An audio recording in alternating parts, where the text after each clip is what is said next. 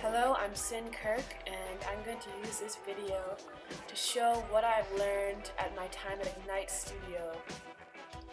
Ignite is a studio on the west side of Chicago that caters to anybody who wants to learn about glass blowing.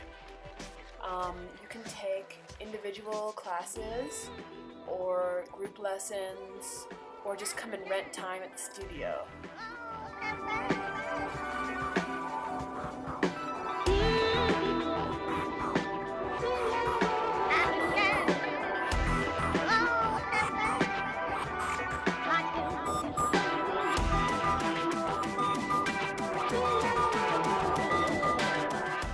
The first thing you'll need when you're doing any kind of glass blowing is your pipe. The main pipe is the blow pipe, which is basically a large steel straw. Then there's the punty and the gathering iron, which are solid instead of hollow like the blow pipe. Once you get your pipes, you'll take them to the pipe warmer, which will preheat the pipe so the molten glass will stick to it. Without preheating, the glass will likely slide off and end up on the floor. Once your pipe is warm, you should be able to gather glass from the glory hole. The glory hole or crucible is a ceramic pot used to hold and melt molten glass. The glory hole at Ignite can hold about 100 pounds of glass per batch. Right now, I've just gathered a tiny bit of glass, which I'm heating in the furnace so I can blow through it. Blowing through it will create a collar which I can then pick up color on. The furnace is held at about 2,000 degrees so you can easily heat glass.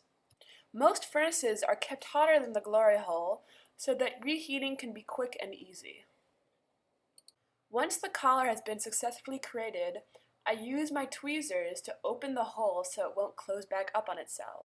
If the hole is small enough, when I reheat it, it will close back up on itself and I'll have to start the process all over. I use my jacks, which are pretty much large tweezers, to smooth the back end of my clear so that it'll be easy to pick up the color.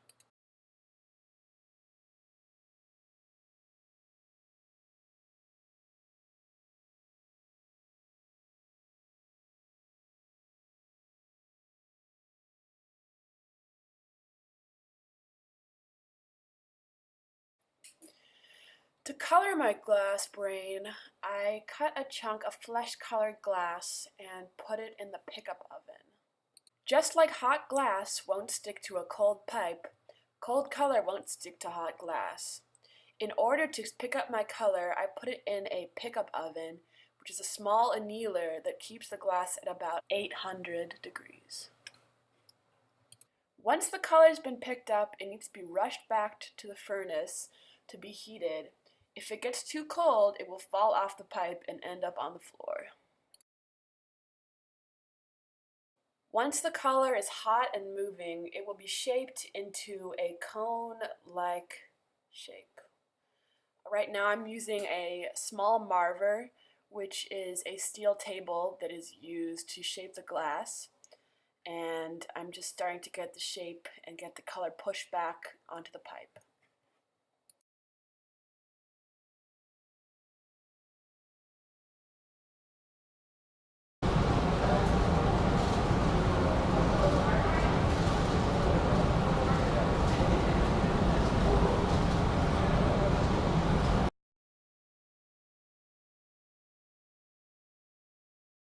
Right now, I'm pushing it back onto the pipe so there's no clear entering into the glass. After you've got a good shape with your color, you'll want to add some air to it.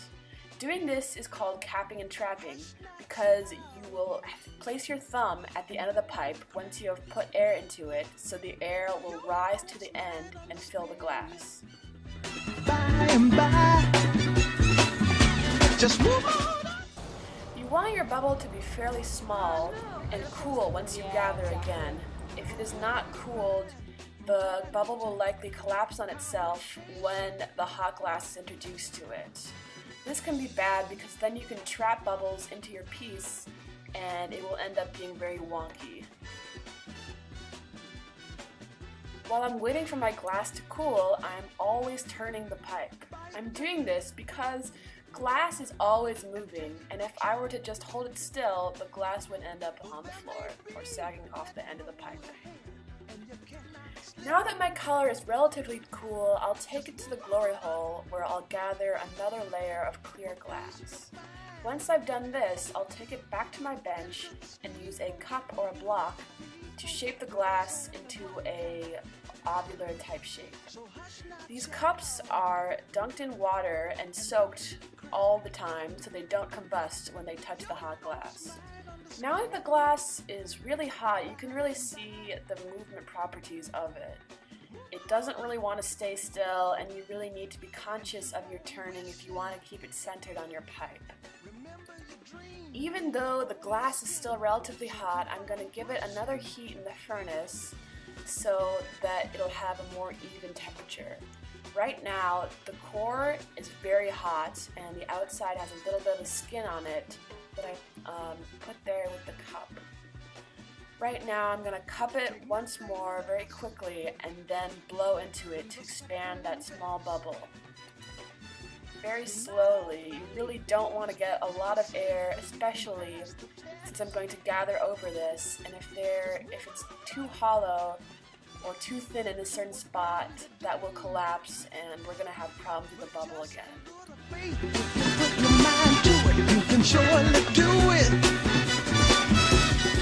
Now that my glass is cooled, I'm going to gather once more. And in this gather I got a little too much glass, so I did a strip gather where I let a little bit drip off into a bucket of water. And now I'll cup it again to get that shape back and get the glass a little more under control before I inflate it anymore.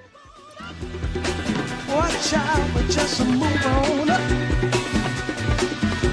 Well, move on up. Move on up.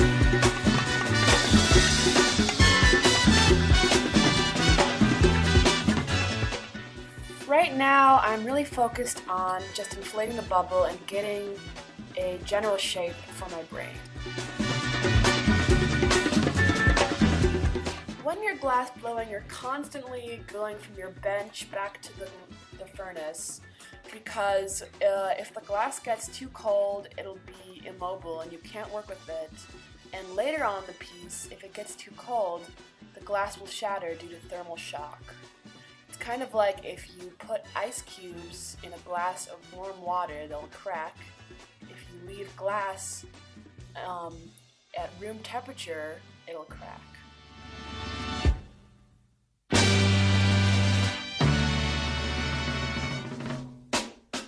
Now I've inflated my bubble pretty much as big as I want it, so we're going to start doing some sculpting now.